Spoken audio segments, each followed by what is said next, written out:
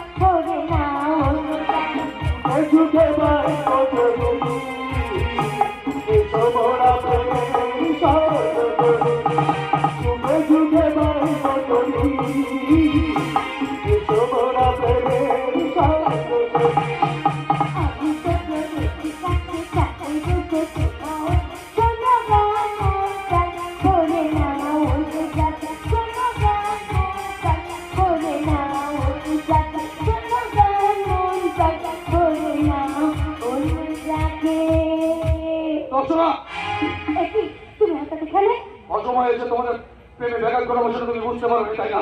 আমি ঠিকই বলছি। আমাদের সঙ্গে এইভাবে মেলামেশা করতে তোমার লজ্জা করে না? ঠিক করে কথা বলার চেষ্টা করো। আমি ঠিকভাবেই কথা বলছি। আমি তো ভাবতেই পারি তুমি কখন এইভাবে ব্যবসায়ী লিপ্ত হবে। তোমার সত্যি সময় ছাড়িয়ে যাচ্ছ। সত্য সীমা আমি ছাড়িয়ে যাচ্ছি না, সত্য সীমা ছাড়িয়ে যাচ্ছ তুমি তুমি তুমি আমাদের সঙ্গে চিকিৎসা নামে তার সঙ্গে তুমি প্রেম করছো। শোনো শোনো, বলতে বলতে তুমি অনেক কিছু বলে ফেলেছো। আমি একজন ডাক্তার, আমার পেশেন্টকে সুস্থ করার জন্য আমার যা যা করার আমি তাই করেছি। তাতে যদি তোমার খারাপ লাগে আমার কিচ্ছু করার নেই। তোমাকে আগে বলেছিলাম কিছু, ওই পাগলটাকে সুস্থ করতে হলে আমাকে সব কিছু দিয়ে, এমনকি তোমাকে যেন সারাক্ষণ ওর কাছে পড়ে থাকতে হবে, কবিতা লিখতে হবে, খোলামেলা ভাবে মেলামেশা করতে হবে, যেটা থেকে তুমি সহ্য করতে পারবে না। কিন্তু তুমি সেদিন আমার একটি কথা শোনোনি, উল্টা তুমি আমাকে জোর করে রাজি করিয়েছিলে। অথচ দেখো আমি কিন্তু সেই ঘটনাটা ঘটলো, যেটা থেকে তুমি আমার সহ্য করতে পারছো না। আমি জানতাম এমন দিন আসবে যেদিন তুমি আমার অবিশ্বাস করবে। কিন্তু তুমি না বলেছিলে তুমি তোমার কর্তব্য করবে আর আমি আমার কর্তব্য করবো। অথচ আজ তুমি আমাকে বলছো আমি নাকি ব্যভিচারে লিপ্ত হয়েছি, গোপনের পাগলটার সাথে প্রেম করছি।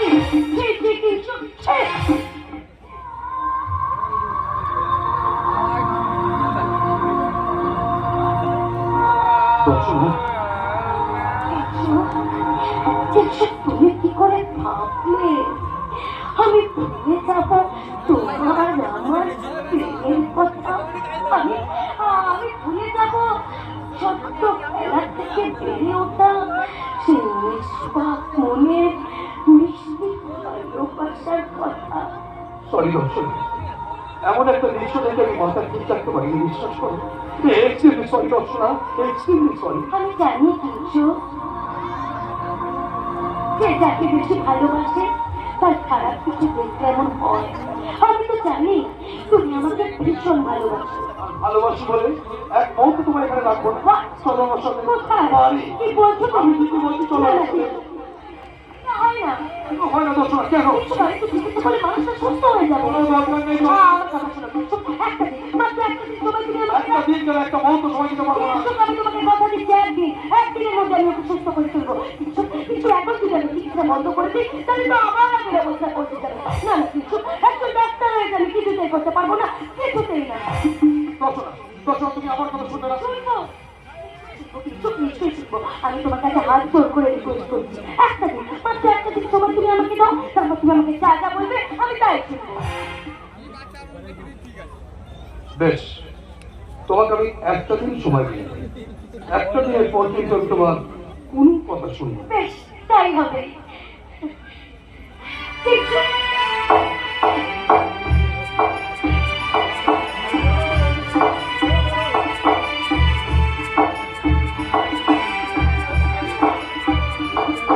ভালো থেকো।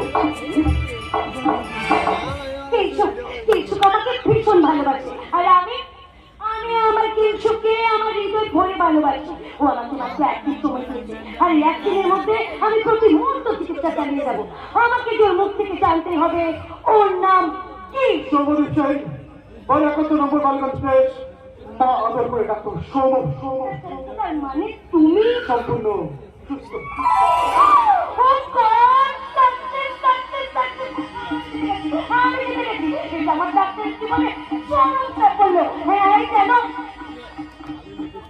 সরি, জানেন আপনার জন্য আমাকে কতটা ত্যাগ স্বীকার করতে হয়েছে, আপনার পাশাপাশি থাকতে হয়েছে, ঠিক সময় ওষুধ খাওয়াতে হয়েছে। তাই খাওয়া ঘুম ত্যাগ করে আপনার তালে তাল মিলিয়ে চলতে হয়েছে, খাওয়াতে হয়েছে, ঘুম পাড়াতে হয়েছে, এমনকি বউ খেলাও খেলতে হয়েছে। বাবা কি মেজাজ, আমাকে দেখতে না পেলে চিৎকার। সব খেলার অবসান, এবার আমাকে যেতে হবে। কোথায়? আমার বাড়িতে। না কেন? এখন তো আমি সম্পূর্ণ সুস্থ। এখন আপনি ফিরে যাবেন আপনার আপনজনদের কাছে, আর আমি ফিরে যাব আমার আপনজনদের কাছে। তোমার বাড়ি ফেরা হবে না।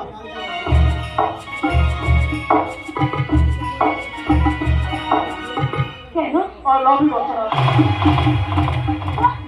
তোর কাছে আমি বাঁচতে পারবো না। সৌমদীপ বাবু, আপনি কিন্তু ভুল করছেন। আমি কোনো ভুল করছি না, যা সত্যি আমি তাই বলছি। দেখুন, সত্যিটাকে মেনে নেওয়া সম্ভব নয়, সেই সত্যিটাকে মন থেকে মুছে ফেলাই ভালো। দর্শন, আমি তোমাকে আমার মন থেকে কখনো কোনোদিনও মুছে ফেলতে পারবো না, কারণ তুমি আমার প্রধান আমার পাশে থেকেছে, আমাকে আপন করে কাছে তুলেছে। তোমার শীতল কোমল স্পর্শে একটু আমি ভালো হয়েছি। দাদা, তোমার এই শীতল কোমল স্পর্শে আমি তোমাকে ভালোবেসে ফেলেছি, আর আমার ভালোবাসা তুমি অস্বীকার করতে পারো না। এটা সম্ভব নয়, সেটাকে স্বীকার করবো কেমন করে সৌমদীপ বাবু? তাই এতদিন ধরে আপনি মনের মধ্যে যে ভালোবাসাটাকে পুষে রেখেছেন, সেটা মন থেকে সরিয়ে ফেললে আপনি ভালো থাকবেন, সুস্থ থাকবেন। দর্শনা, শুনুন, আমি একটু ডাক্তার হয়ে আমার সুস্থ করার জন্য আমার চেষ্টা করবো, আমি তাই করেছি। আপনি না জেনে না বুঝে যদি আমায় ভালোবেসে ফেলেন, তার জন্য আমি তাই নই। ভালোবাসা কি অপরাধ? তাহলে তুমি আমার ভালোবাসাকে মূল্য দেবে না কেন? ভালোবাসাটা গোলাপ করতে নয় সৌমদীপ বাবু। তাই মূল্যহীন ভালোবাসাকে মূল্য দিয়ে আমি আমার যন্ত্রণা বাড়াতে চাই না। দর্শনা,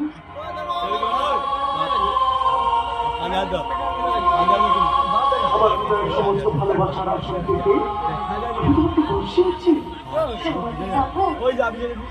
আমি আপনার মতো আমার সমস্ত ভালোবাসা দিয়ে আমার মনের মানুষকে আসন থেকে বসিয়ে দেখেছি। তুমি কিছু তোমার কথা বলছো তো? হ্যাঁ, তুমি কি করে ভাবলে যে কিছু তোমাকে ভালোবাসে? মানে আমি বলতে চাইছি কিছু তোমাকে ভালোবাসে না, কিছু তোমাকে ভালোবাসে না একটা অভিনয়।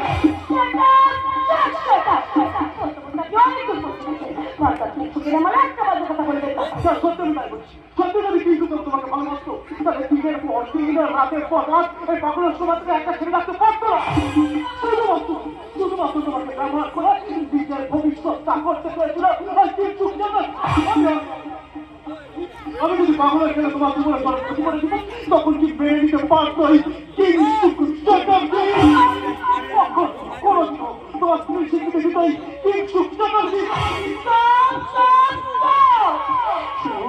কিন্তু কথা বলে একদম আমাকে দুর্বল করে দেবার চেষ্টা করবেন না। আমি বুঝতে পারছি যে মিথ্যে কথা বলে আপনি আপনার ভালোবাসা থেকে প্রতিষ্ঠা করতে চাইছেন। ভালো করে শুনে রাখুন সৌমদীপ বাবু, আমি আপনার কাছে হাত জোর করে অনুরোধ করছি, যদি বন্ধু হয়ে পাশে থাকতে চান আমি আছি, কিন্তু প্রেমিক হিসেবে নয়।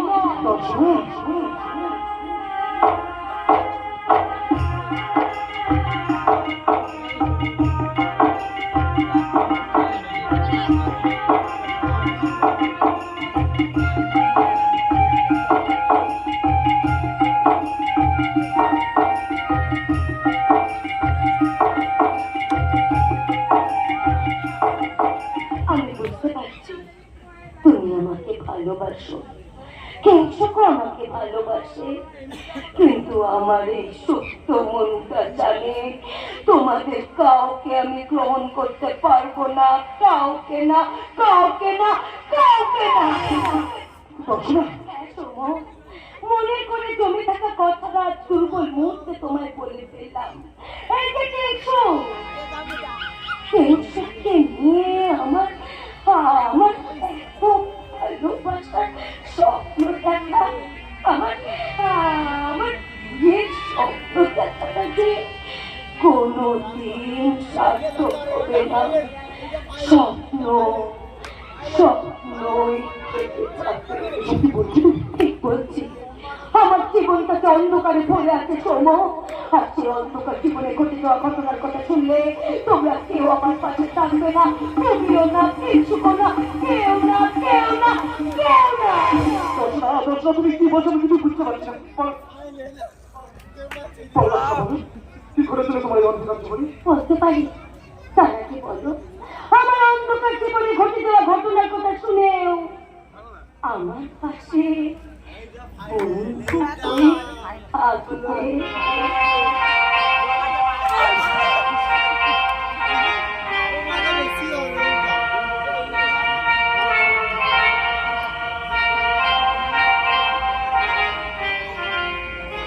বিপদের দিনেও এই বন্ধুর পাশে বন্ধু হয়ে থাকবে। সারাটা জীবন আমি তোমার পাশে থাকবো। আমি একটা খুনি আসামি। হ্যাঁ, এমএলএ রমণী মোহন মিত্রকে খুন করেছি আমি। কি বলছো তুমি জানো? সেদিন ছিল পিয়ুষের জন্মদিন, হোটেলে পার্টি চলছিল, সবাই নাচে গানে মেতেছিল। হ্যাঁ, সময় ওয়াশরুমে যাই, হঠাৎ দেখি কালো কাপড় মুড়িতে একটা লোক ওয়াশরুমে আসছে। আমি ভয় চিৎকার করে উঠি, লোকটা ছুটে এসে আমাকে জড়িয়ে ধরে। আমি লোকটাকে জোরে ধাক্কা মারি, লোকের মাথাটা জ্ঞানে লেগে লোকটা পড়ে যায়। আর সেখান থেকে আমি সেখান থেকে ঘুরতে পারলাম, দিকে দেখি লোকের মাথা দিয়ে ঝরঝর করে রক্ত নামছে। পরদিন সকালে খবরের কাগজে দেখি ইচ্ছে পূরণ হোটেলের ওয়াশরুমে একাত্তরীর হাতে মেরে রমণী মোহন মিত্র খুন। বিশ্বাস করো, বিশ্বাস করো, আমি কি এমএলএ রমণী মোহন মিত্রের খুনের অপরাধে তোমাকে অ্যারেস্ট করা হলো। জহন না জানে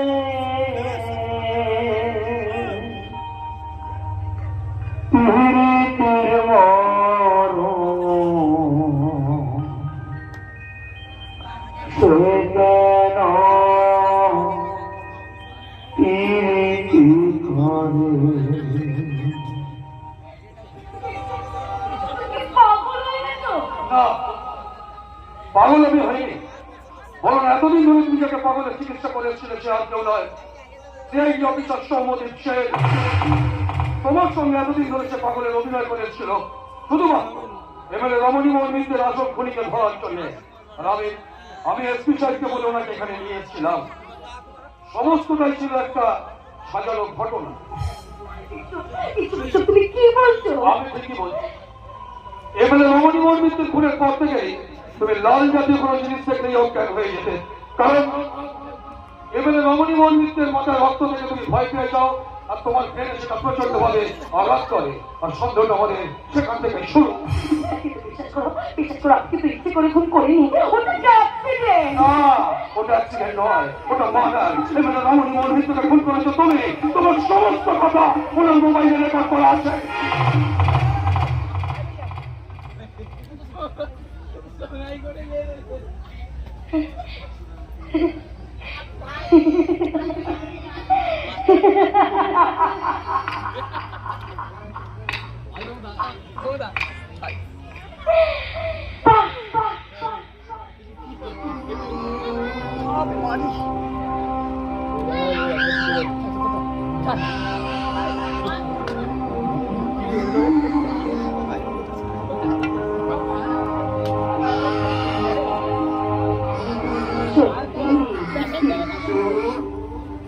তোমার সুপার ফ্রেন্ডকে আমি স্যালিউট করছি, স্যালিউট।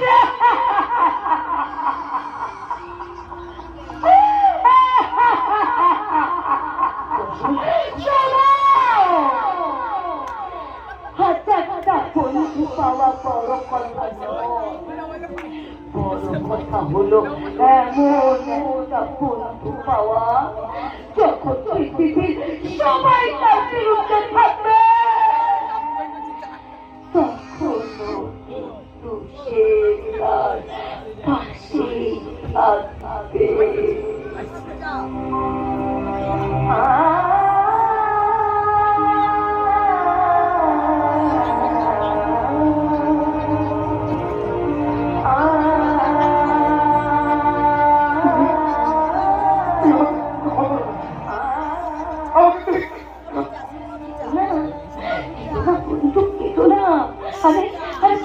তোমার ডিউটি পালন করেছো, ডিউটি ডিউটি।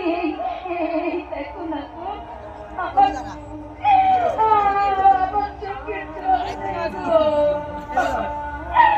আমার চোখে জল নেই, কারণ এটাই তো বাস্তব সত্য।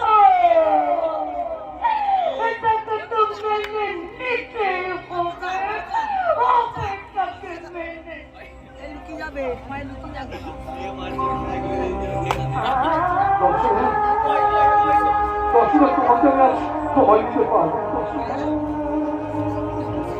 সময় দিতে পারবো না, দর্শনা সময় দিতে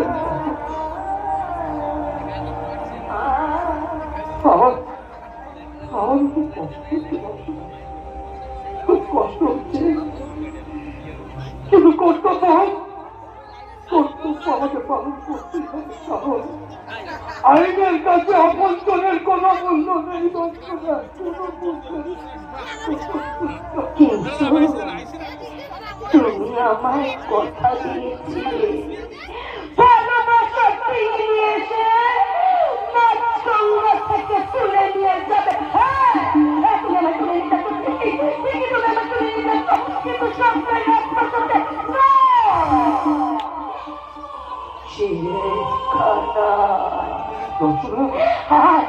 তোমার রাজ্যের ভিতরে চাপ থাকবে না, আর তোমার স্বাস্থ্যের জন্য ভয় থাকবে না। আরো অনেক অনেক ভালো প্রবচন হবে, কারণ খুঁড়িতে তুমি তোমরা তোমরা তোমরা খুঁড়িতে পেয়ে গেছো। আমি খুঁড়ি, আমি খুঁড়ি, আমি খুঁড়ি পেয়ে গেছো।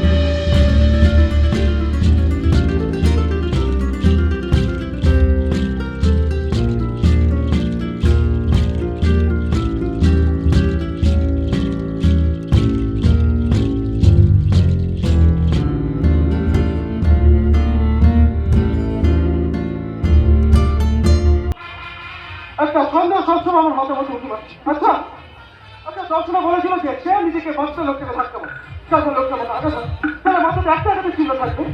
কিন্তু ময়নাতদন্ত রিপোর্ট বলছে মাথাতে কোনো ভারী বস্তু দিয়ে একাধিকবার আঘাত করার ফলে ওই ভগবানের মৃত্যু হয়েছে। তারপরে না না না না না না না না আমার এখনো শেষ হয়নি।